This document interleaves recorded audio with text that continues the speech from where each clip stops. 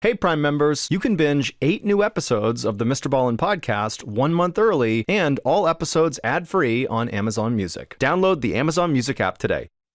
In 1969, an adventure magazine reporter named Milt Macklin flew to New Guinea with his film crew to shoot a documentary about a missing person. Milt's hope was that he was actually going to find this missing person and capture it on film, really pushing his documentary over the top. But despite shooting all this footage and looking all over the place in New Guinea, they never actually found the missing person. So Milt ultimately went back home and just kind of put the film in storage and never watched it.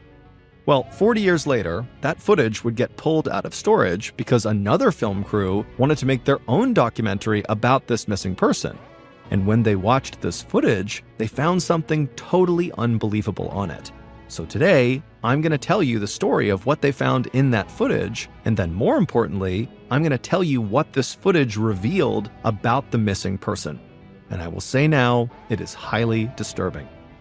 But before we get into today's story, if you're a fan of the strange, dark, and mysterious delivered in story format, then you've come to the right podcast because that's all we do, and we upload twice a week, once on Monday and once on Thursday.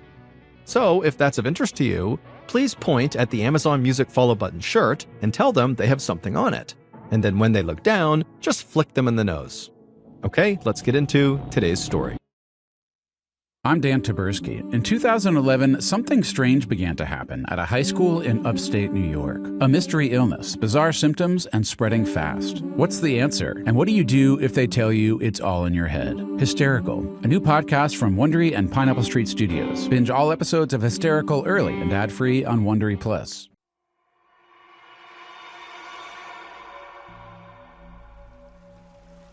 On the morning of Saturday, November 18th, 1961, a 23-year-old man named Michael Rockefeller reached down and grabbed the pull cord that was connected to the outboard motor that was on the boat that Michael was riding in. And Michael, he pulled and pulled on that cord, but he could not get this engine to restart. It just sputtered and wouldn't turn over.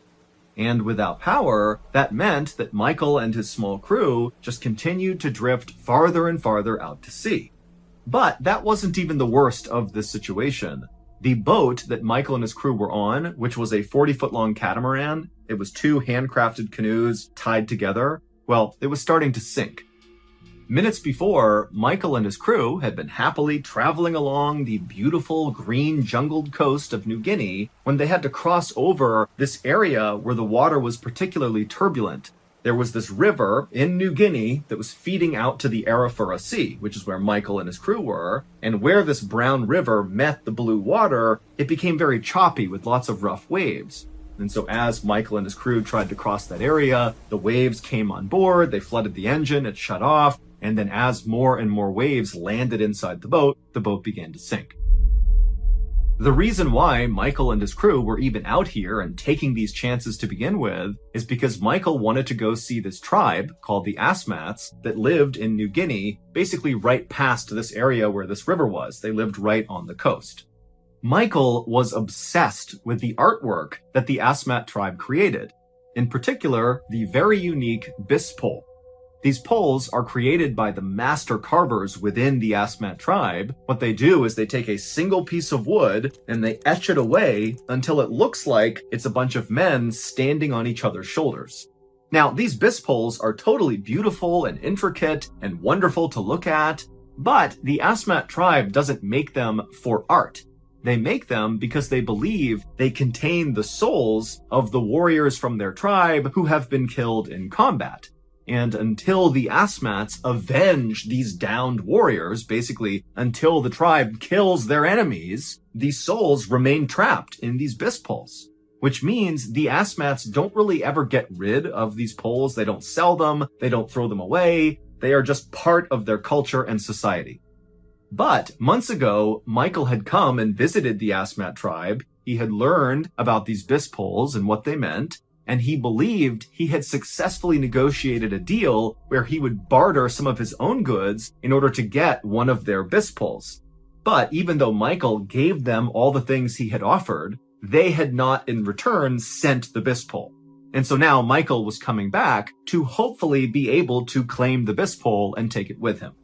But as Michael sat in his sinking catamaran, watching the muddy shores of New Guinea get farther and farther away as he drifted farther and farther out into the Arafura Sea, the last thing on his mind was the bisque pole. He needed to figure out what they were going to do. Michael's crew consisted of 3 other people. There was a French anthropologist named René, and there were 2 teenagers who were actually asthmatic guides, and their names were Simon and Leo. And so after Michael was unable to start the engine up, all 3 of them took their turn yanking on the cord, but they too could not get it to start. Finally, Simon and Leo spoke up, and they said to Michael and René that at this point they believed their only hope was abandoning the catamaran, jumping into the ocean, and swimming to shore, which for now was about a half-mile away, but they were drifting so quickly out to sea that if they waited any longer, they might be too far away to actually make that swim. But René was not a good swimmer at all, and Michael was just not ready to totally abandon ship and leave this thing out here to sink, because on board the catamaran was all this stuff he had brought along, like tobacco and fishing line and clothes and candy and all this different stuff that he knew this tribe wouldn't have, and he could use it as leverage to continue bartering to get his bisque pole and to get other artwork they might be offering. And so even though Michael understood that obviously this catamaran and everything on it is going to sink into the ocean at some point, he just wasn't there mentally to jump off now and just kind of abandon all this stuff.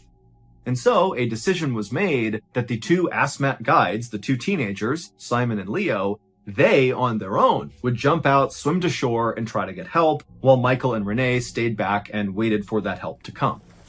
And so, a few moments later, the 2 teenagers jumped into the water and began their long swim to shore, and as they did, Michael watched, and it suddenly dawned on him just how far away he was from his own home.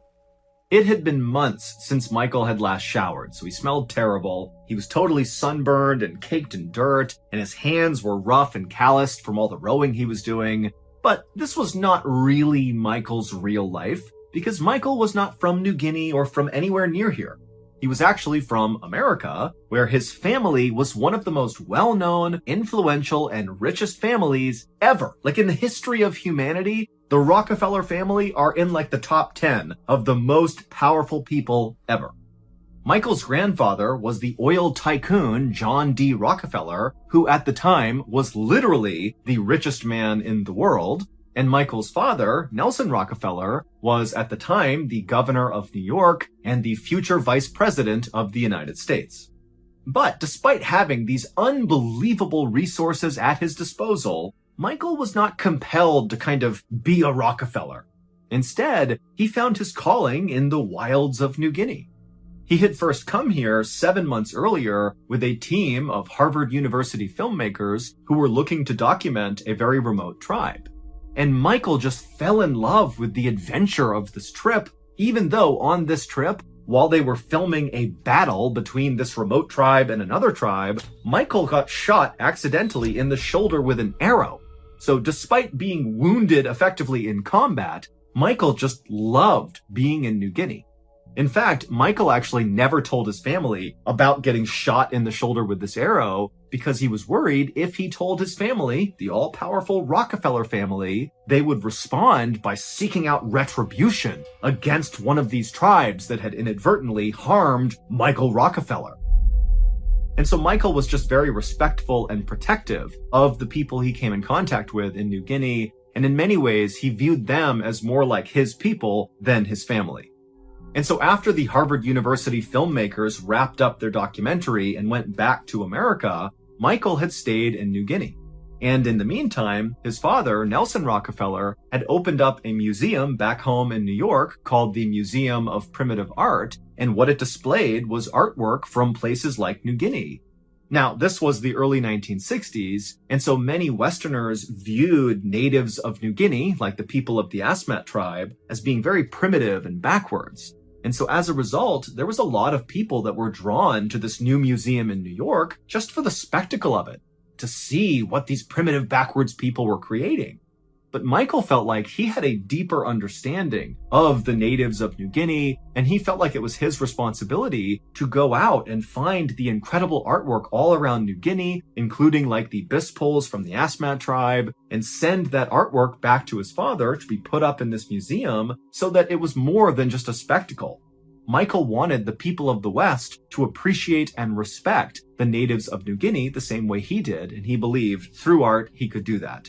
And so Michael had teamed up with René, the French anthropologist, to go all around New Guinea to find this artwork to send back to his dad.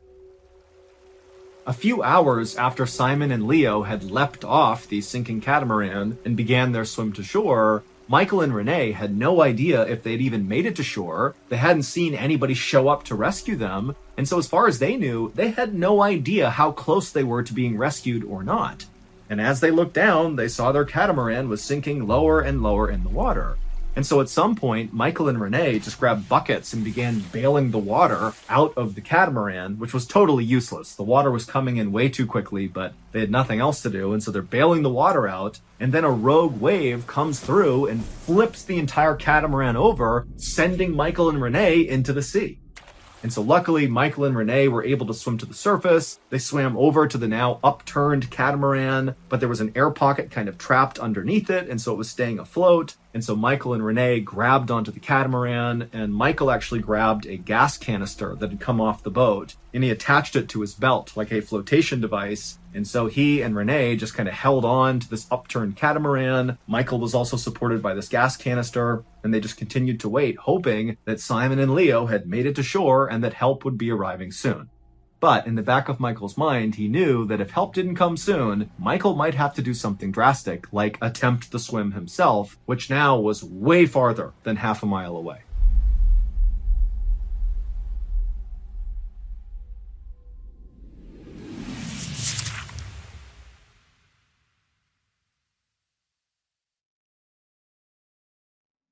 I'm Dan Taberski. In 2011, something strange began to happen at the high school in Leroy, New York. I was like at my locker and she came up to me and she was like stuttering super bad. I'm like, stop around. She's like, I can't. A mystery illness, bizarre symptoms, and spreading fast. It's like doubling and tripling, and it's all these girls. With a diagnosis, the state tried to keep on the down low. Everybody thought I was holding something back. Well, you were holding something back intentionally. Yeah.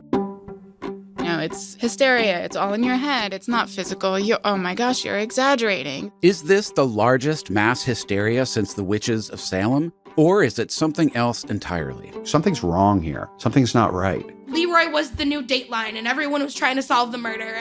A new limited series from Wondery and Pineapple Street Studios. Hysterical. Follow Hysterical on the Wondery app or wherever you get your podcasts. You can binge all episodes of Hysterical early and ad-free right now by joining Wondery Plus. Hey all you fans of the strange, dark, and mysterious, it's me, MrBallen, and today I have some big news. It's something I'm holding in my hands right now, and so obviously you can't see it, but this is something you're really gonna want to see. It's the first ever official MrBallen publication. It's a graphic novel, and it's called MrBallen Presents Strange, Dark, and Mysterious, The Graphic Stories. It's an anthology of both classic and brand new terrifying stories that we've never covered on any of my other platforms, because we created them specifically for this first book. Each of these stories in the book are feature-length MrBallen stories that really needed to be told visually.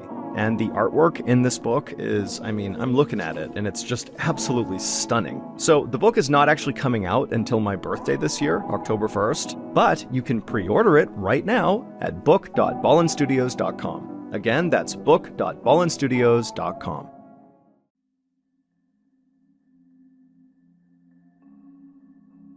By the next morning, when the sun came up, Michael and René were still in the water holding on to that catamaran, waiting for help to arrive, but no help had come. Now, Michael was a very good swimmer, but by this point, he knew they were at least 5 or maybe even 10 miles from shore, so this would be a gargantuan swim in pretty rough waters. But, Michael, he's a Rockefeller. He had a lot of confidence, and he began telling René that, hey, I'm going to do this swim. I know I can do it. I can swim the whole distance. Even if it's 10 miles, I can do it. You're going to have to just hang tight. It's going to take a while, but I'll get us help. René begged Michael not to go, but Michael said, I have to do something. Otherwise, we're going to die out here. And so all Renee could do was watch as Michael stripped off some of his clothes and attached another gas canister to his belt to give him a little bit more flotation. And then Michael shook Renee's hand. And then right around 8 a.m. on Sunday, November 19th, 1961, Michael began the swim. About 12 hours later, so that night, while Renee is still just holding onto this catamaran, hoping help is going to come soon, suddenly, kind of without warning, the sky suddenly erupted with this incredibly bright flame. And what it was a plane flying overhead that had spotted Renee and the upturned catamaran. They had fired a flare into the air to be like, hey, we see you, we're going to send help. And then just a couple of hours later, a boat came around and picked Renee up.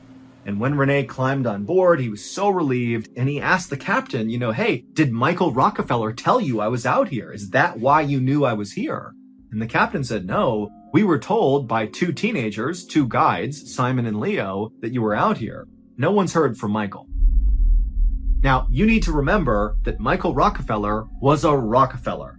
And so as soon as Renee heard, oh my goodness, we don't know where Michael is, and he told the captain that Michael had begun this unbelievably long swim to shore to get help, it was like suddenly a bomb had gone off in the Rockefeller family, and they committed all of their money and their resources and their influence to launch the biggest manhunt basically ever to find Michael.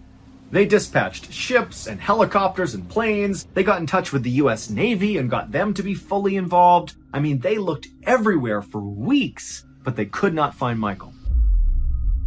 This search for Michael would continue for years. Now, it wouldn't be as intense as the first few weeks, but there was always somebody or some entity looking for Michael around the area where he had begun that swim. But by 1964, so 3 years after Michael had begun the swim to shore, the Rockefeller family finally accepted that Michael had to be dead, that he had to have drowned on that 5 or 10 mile swim to shore. And when the family finally kind of accepted that that is what happened, that became the story in America about what happened to Michael Rockefeller. In fact, his sister even wrote a best-selling book about grieving his loss. But in New Guinea, a very different story began to spread about what happened to Michael. Rumors about his fate were whispered along trade routes and between visiting missionaries and gossiped about in tabloid and adventure magazines. In 1969, so 5 years after Michael was declared dead by his family, an adventure magazine reporter named Milt Macklin heard from this mysterious Australian person who was a source for this magazine that they had actually run into Michael Rockefeller recently in the jungle of New Guinea, not far from where he supposedly disappeared. And Milt would actually follow up on this tip, despite how not credible it was, and he would go to New Guinea with a film crew, and he would go to this area, and he would look everywhere for Michael, he would talk to locals. I mean, he really scoured the area, but there was no sign of Michael. And so Milt, feeling very let down by this, he came back home, and he actually wrote a best-selling book about his quest to find Michael Rockefeller. But crucially, even though he had shot all this footage, both at a distance and up close, of all these tribes in the area where Michael supposedly was, he and his team never really reviewed the footage. They basically shot all this footage while they were there looking for Michael, couldn't find him, and said, meh, and put the footage aside. But 40 years later, another documentary film crew decided they were going to go to New Guinea and look for Michael because there were still all these rumors floating around that Michael was alive and living in the jungles of New Guinea. And before they actually went to New Guinea to go looking for Michael, they uncovered this unwatched footage from Milt Macklin, and they watched all of it, and they discovered something unbelievable. Amongst the hours and hours of footage, there is this brief shot taken from a distance where the film crew is shooting on land out towards the water, and you see this canoe come into frame.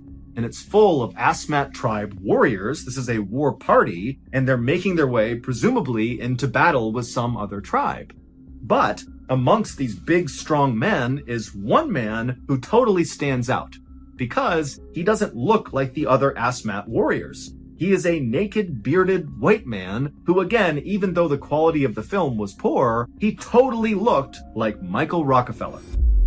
And so as soon as word got out about this footage, very quickly rumors began to spread all around the world about how this heir to a billionaire's fortune had decided to turn away from his family and just live amongst the Asmat tribe as one of theirs. Now, again, we have no idea if that really was Michael Rockefeller. It could easily have been, a missionary or some other white person that happened to be in New Guinea, but the story was incredible, and so it spread everywhere. In 2012, so 4 years after this unwatched Milt Macklin footage came to light, and over 50 years since Michael Rockefeller actually went missing, a National Geographic journalist named Carl Hoffman, who had grown up totally fascinated by the mystery surrounding Michael Rockefeller, he decided that he would go to New Guinea and finally get to the bottom of what happened to Michael Rockefeller. And after Carl and his interpreter went to New Guinea and lived with the Asmat tribe for months and gained their trust and gained their respect, they began to tell him a brand new story that he had never heard before about what happened to Michael, the real story. And they gave him a dire warning that if he ever told anyone what actually happened to Michael, that the whole village would likely be killed, and maybe even he too would be killed. But Carl didn't listen. After hearing what really happened to Michael, he left New Guinea and wrote a book about it called Savage Harvest. And from his book, here is what happened to Michael Rockefeller.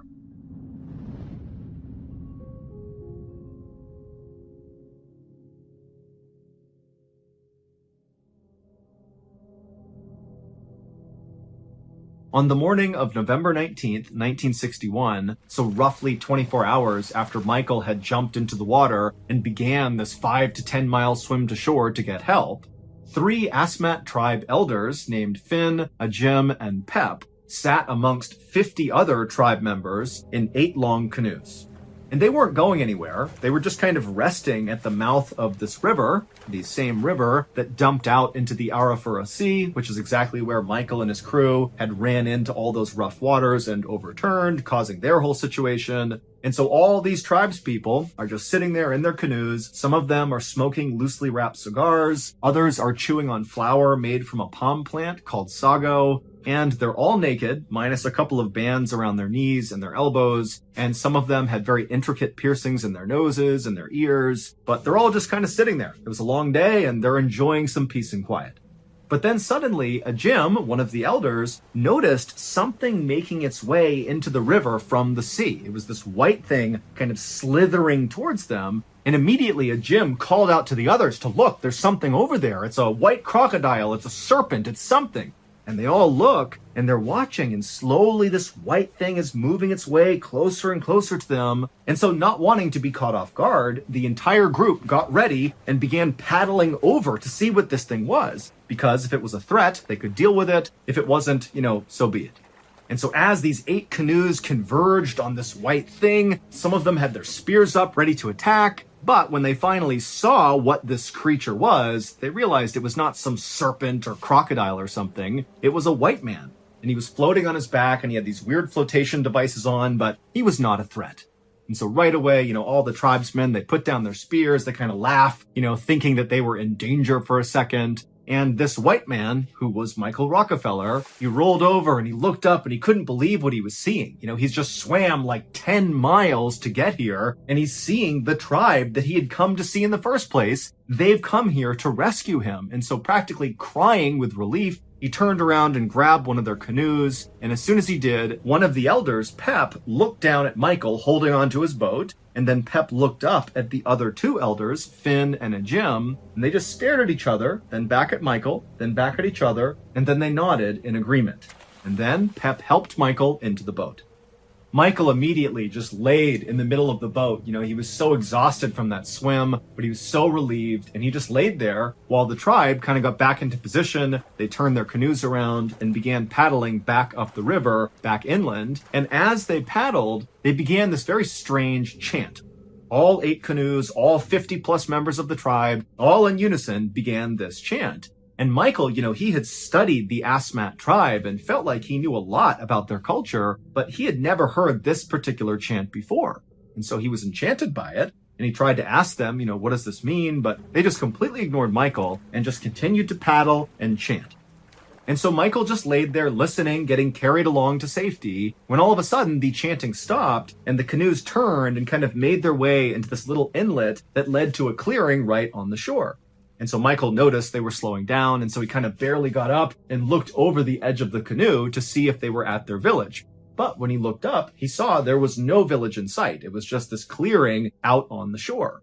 And right away, Michael's like, well, I hope we're going to the village soon because I have to find someone who can get in touch with the authorities, who can then go and rescue Renee and hopefully find Simon and Leo as well.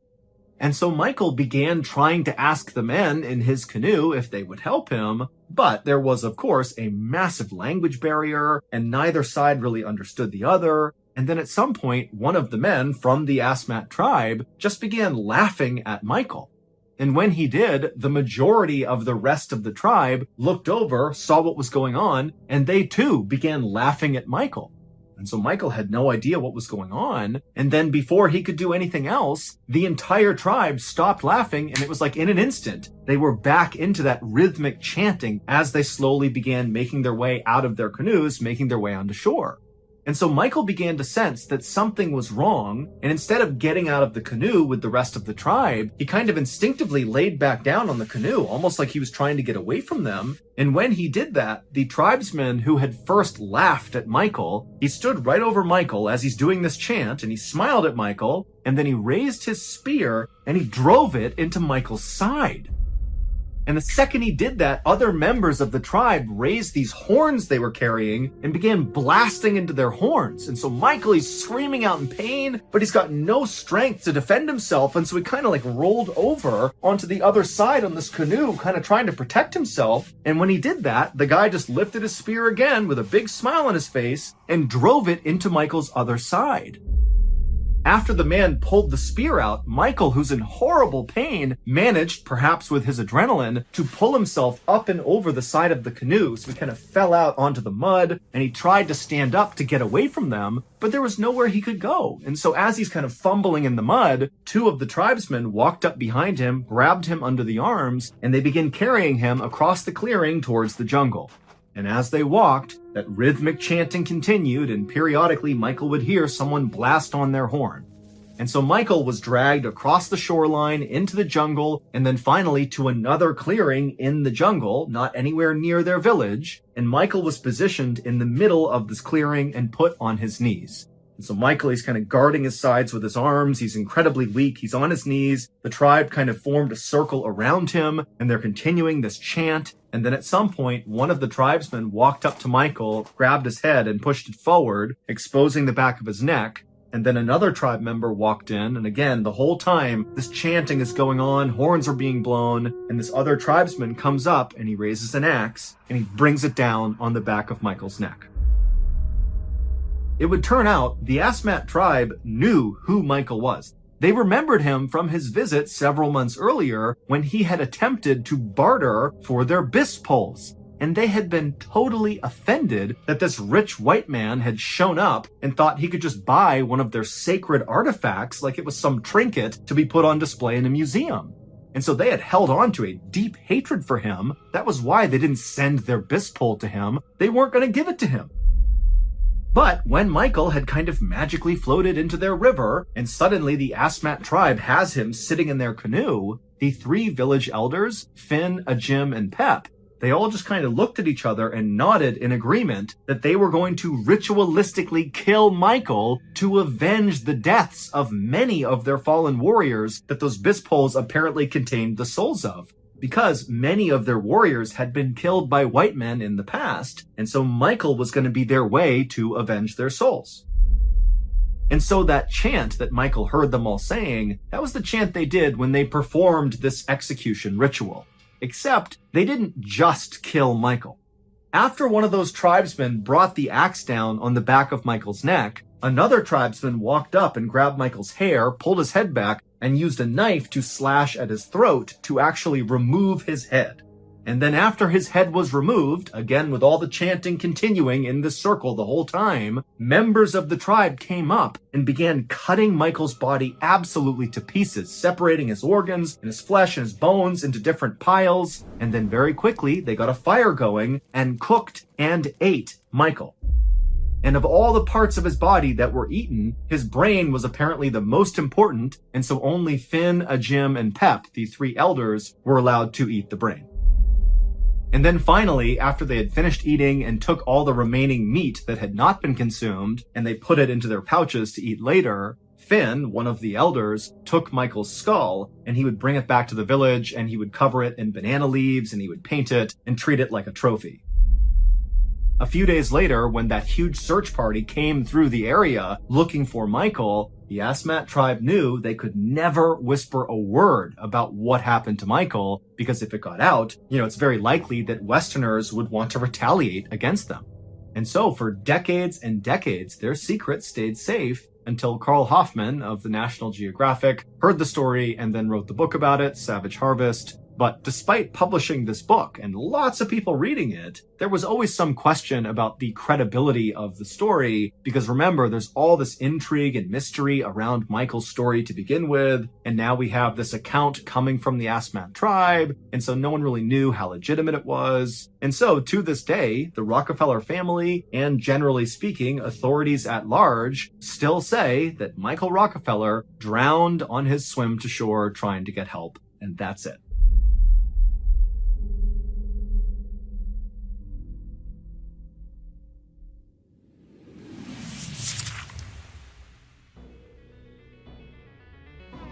Thank you for listening to the MrBallen podcast. If you enjoyed today's story and you're looking for more bone-chilling content, be sure to check out all of our studio's podcasts. Those are Mr. Ballen's Medical Mysteries, Bedtime Stories, and Runful. Just search for Ballen Studios wherever you get your podcasts, and you will find all of them. Also, there are hundreds more stories like the one you listened to today, but in video format on our YouTube channel. And our YouTube channel is just called Mr. Ballen. Go check it out. So that's going to do it. I really appreciate your support. Until next time, see ya.